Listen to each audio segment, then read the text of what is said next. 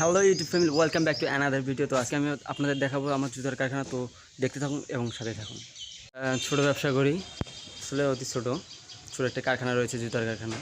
তো আপনাদের সেটা দেখাবো এবং আপনাদের সাথে শেয়ার করবো প্রতিদিন কীভাবে কাজ করতেছি এবং এই ঈদ মার্কেটে কেমন চলছে। তো আপনারা যদি কেউ এ ধরনের ব্যবসা চিন্তা ভাবনা করে থাকেন, অবশ্যই আমার সাথে পরামর্শ নেবেন বা কিছু আমি আপনাদের সাহায্য করব কীভাবে আপনি ব্যবসাটা ভালোভাবে করতে পারেন। অবশ্যই আমাদের বাড়ির সামনে আর কি আমাদের কারখানাটা, একটা রুম ভাড়া নিয়েছি আমরা এখন সেই রুমে যাবো। তো এটা হলো আমাদের কারখানা। তো আমরা প্রথমে এই কারখানায় ঢুকলাম, দেখতে পাচ্ছেন। তো ফ্যান অন করবো এবং লাইট অন করবো, কারেন্ট নেই সেটা ব্যাপার না, ফ্যান অফ করে রাখি। তো এটা আমার পুরো কারখানা, ইনশাল্লাহ আরও বড়ো হবে। তো এগুলো হলো জুতার ফিতা, আপনারা দেখতে পাচ্ছেন জুতার ফিতা, এবং এটা হলো কাটার মেশিন, এটা দিয়ে বেশ জুতা তৈরি করা হয়।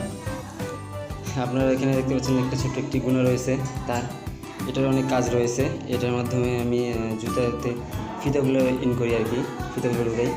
তো এগুলো জুতার ফিতা রয়েছে অনেক, দেখতে পাচ্ছেন এখানে সোল রয়েছে, আর এখানে কাটিং জুতা মিশা রয়েছে কিছু, দেখতে পাচ্ছেন এখানে আরও অনেক জুতা রয়েছে। তো জুতা আসলে এই সময় চাহিদা অনেক বেশি, যার কারণে কারখানার মধ্যে বেশি মাল রাখতে পারছি না।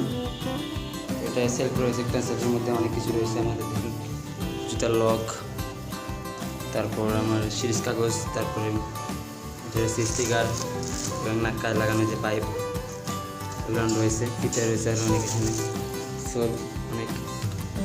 তো আমরা এই গাম ব্যবহার করি, গামটা অনেক ভালো। তো এটা হলো বক মোটর, এটা দিয়ে ফিনিশিং করি আমি, জুতার ফিনিশিং করি। তো এই ছিল আমার, এটা হলো পুরো কারখানা। তো আমরা সামনে আরও বড় করব।